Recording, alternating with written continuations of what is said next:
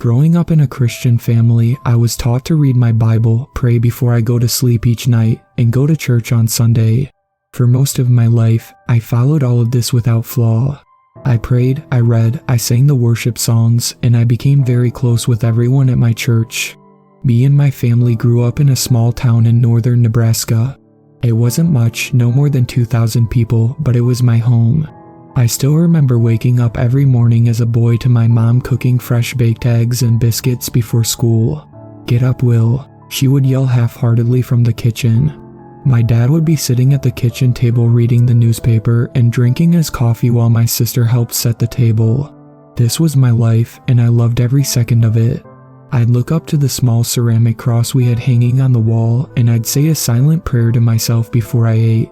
When I turned 18, I had saved up enough money from my job as a waiter at the town's local restaurant to move into a small apartment in Lincoln, Nebraska with a few of my friends. The Sunday before we all left, we went to our final church session at the local church. As the pastor preached away, I remember something very specific he said. "Heaven is a glorious place. While no one can say for sure what it exactly looks like, we do know that when you are there, you are in the presence of God. There is nothing more magical and perfect than to be standing at his feet." Little did I know how perfectly accurate and inaccurate that was. About 2 months after moving to Lincoln, I had finally landed my first job, a security guard at an entertainment district not too far from where I lived. The pay was good, and most importantly, it kept me on my feet. It wasn't a particularly exciting job, but I enjoyed walking around looking at all the buildings and laughing as drunk people stumbled out of bars. One night in particular, however, I ran into a man that had clearly had way too much to drink and was most likely on something stronger as well. He was causing a lot of trouble and making people uncomfortable. I immediately dialed 911, explained the situation to the dispatcher, and then approached him to hopefully handle the situation until the police arrived.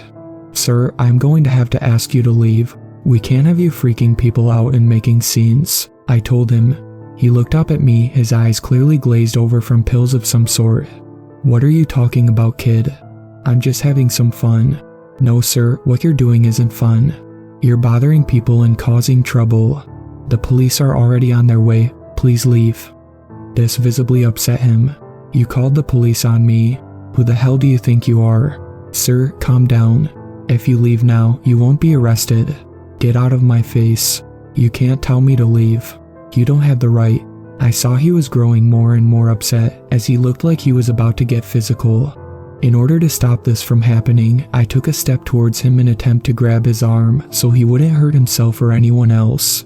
As I took my first step, in the blink of an eye he reached into his pocket, pulled something out, and boom, everything went black. I awoke in a cold sweat, my heart beating out of my chest. At first I couldn't see anything, it was pitch black. "Hello," I called out. "Hush, my child," a booming voice called back to me. "You're safe now." "Who's there? Why can't I see anything?" I screamed. The voice laughed, shaking the ground beneath me, which felt like a hard, damp concrete. "You are not allowed to see me, even as souls. The human mind cannot comprehend laying eyes on celestial beings. Even in death, you would be rendered insane." Even in death, celestial beings, I thought to myself. I couldn't wrap my head around what was happening. I had died. "Are you God?" I shakily asked the unseen voice. He laughed. "No, but I can take you to him. All souls must answer to the All-Father." "Why can't I see you?" I asked. I demanded answers. All of this was happening so fast. I had grown up a Christian and loved all things biblical, but this wasn't how I had envisioned it. There was no pearly gates, no feeling of unconditional love, no bright lights with angels singing. Instead, all it was darkness, fear, and confusion. I already told you, curious one. If you were to lay eyes on me, your conscience would be so overwhelmed that it would collapse in on itself, reducing you to nothing. At any moment I could remove the void I have placed in front of you and allow you to gaze upon me, but we love our children and would never do something so cruel to them. You see, we are not how you humans have portrayed us to be, large versions of yourselves with wings and harps. What we are cannot be put into human words. The only way we can be described is in a language long forgotten by humanity that was last used during the times of Adam and Eve. These words are too great, beyond your understanding, that if I spoke them, the same fate would await you as if you were to see me with your eyes.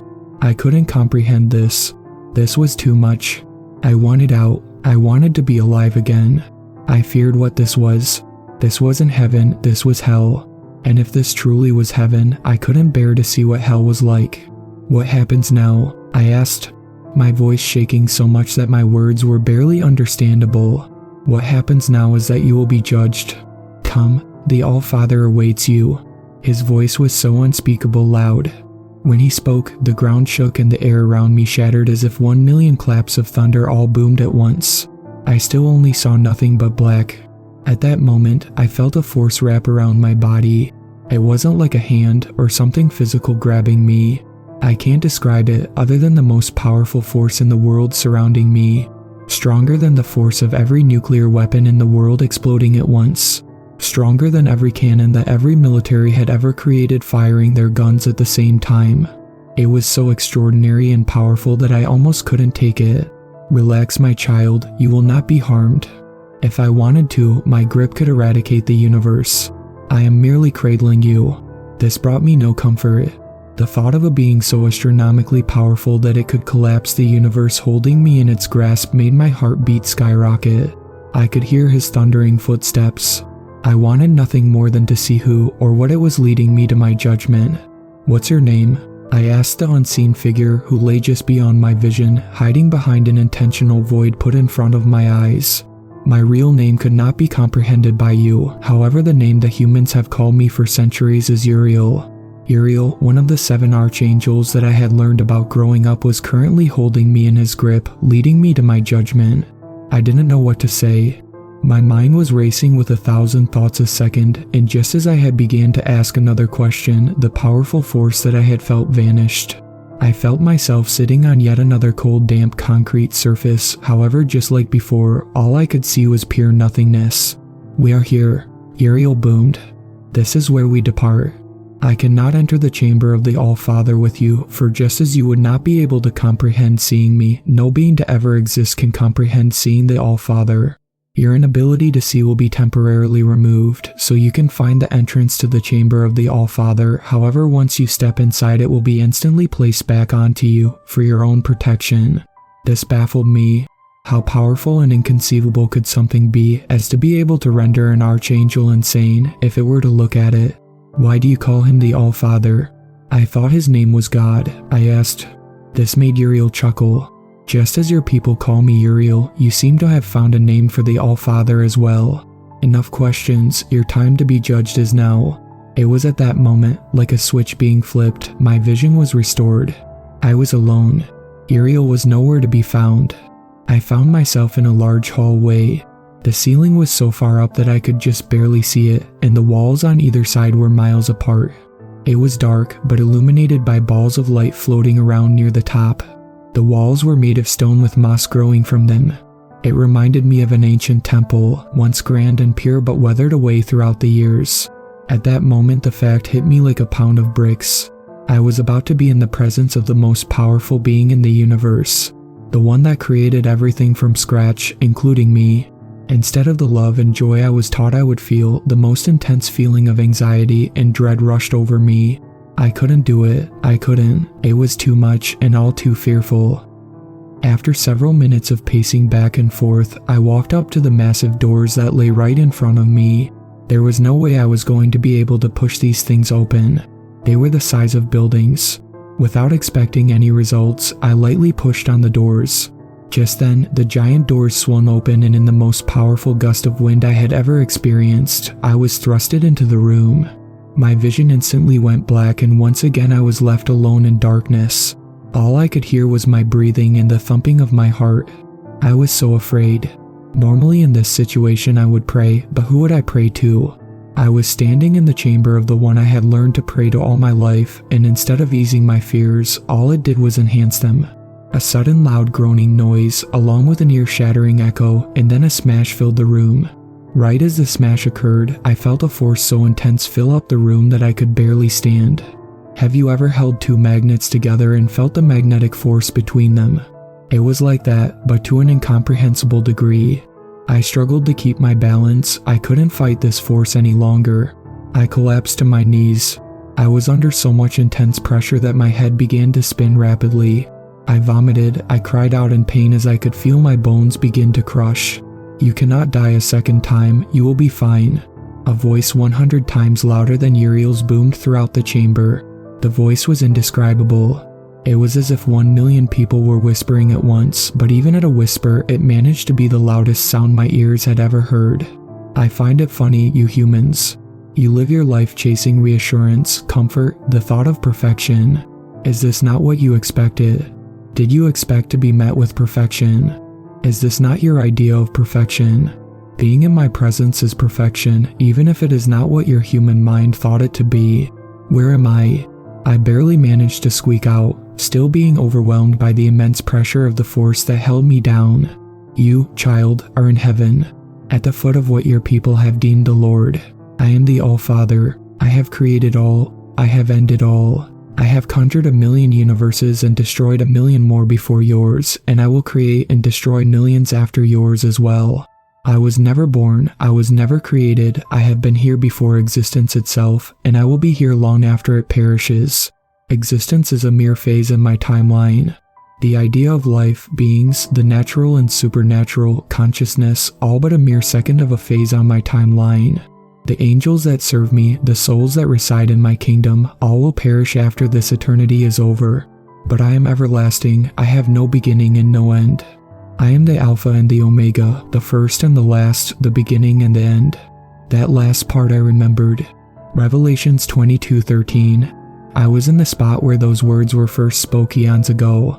As the words echoed through my very being, every fiber of every cell in my body, I managed to muster up the only words I had the strength to form. What happens to me now? I said brokenly. Now, you see my face, thundered the All-Father. The most intense fear I had ever had, the tragedy of feeling shot through my body. I couldn't contain myself. I began to scream and panic. I was yelling at the essence of all things, where time began, where it will end, where every atom of every universe, of every plane of existence had came from, but I didn't care. I screamed with all my might. No, you can't. Uriel told me if I do I will become nothing. You're supposed to be loving. You're supposed to forgive us. You're supposed to accept us into your kingdom with unconditional love. I was raised in lies. This isn't love, this is fear. Why are you doing this to me? Hush, child, the voice echoed, instantly drowning mine out with no effort at all. I have planned this moment trillions of eternities, before your universe was created. Do you truly believe I haven't planned every zeptosecond of it out? I instantly lost my ability to speak. I tried to scream, but my mouth couldn't move. It was being held shut by an unseeable and unfeelable force. Now, gaze upon who I am. It started off small, the tiniest noticeable light at the very reaches of my vision. It slowly grew, and as it grew I saw the All-Father. It was everything. Everything that ever was, everything that ever will be, everything that didn't happen and could have happened, every alternate timeline that will never exist and every timeline that will happen. Every atom, every cell, every grain of dust, every living being, every fiber of every atom from the beginning of existence itself. It all stared into my soul. I thought I would go insane, but some unseen force was keeping me there. I saw me, my future children, my future children's children, every possible person I would ever meet, and every possible person the people I would have met will ever meet. It was everything, a term that up until this point I believed I could comprehend. It was beautiful, but so unbelievably terrifying. I was looking at the face of God. He was no being, he was no sentient creature, he was nothing I could ever imagine comprehending. I began to cry. I don't know why, but tears began uncontrollably rolling down my cheek. I saw the end of everything, and I saw the All-Father outlast it all, staring down at his beautiful creations throughout eons and eons and eons begin to fade away. I saw him at the beginning of time forming the first universe, and I saw him at the end destroying the last. He spoke, the booming whisper of 1,000,000 voices. I am everything, and I will always be everything. Even when there is nothing, I will remain forever. The most amazing curse ever to exist. Right after the All-Father was done speaking, the pressure, the booming noises, the intensity was all swept from me. My bones no longer felt like they were crushing. I could breathe again. I slowly sat up, nervous as to what might happen next. The silence was deafening. I couldn't see or hear.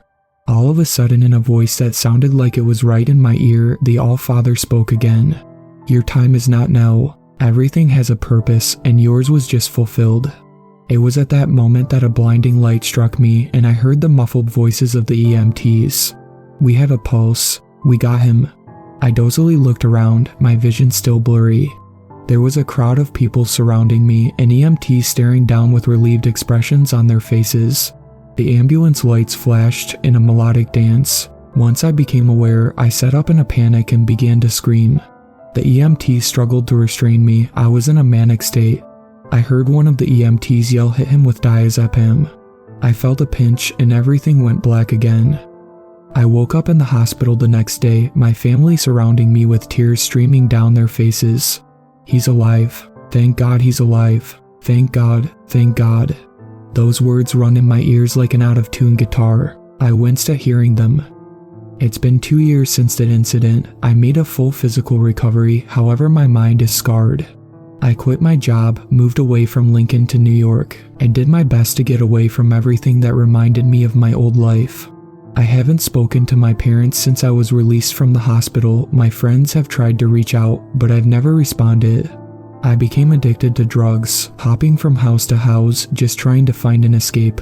All I know is that I fear death more than ever now, knowing what lies beyond. Knowing that there is no everlasting light, no love and warmth, no reunion with family members. It's dark, scary, and empty.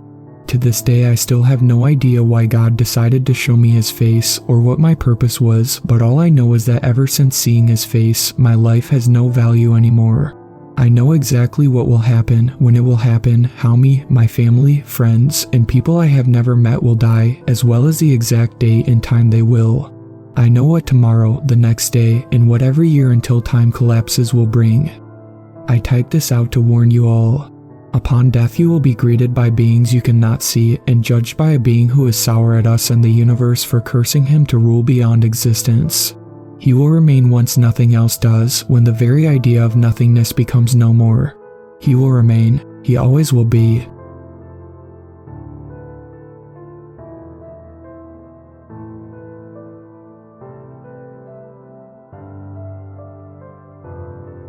Thank you to my superfans, Sweet Black Swan, Tacy, and Brooklyn. I really appreciate you guys supporting my channel, and I look forward to making more content for everyone.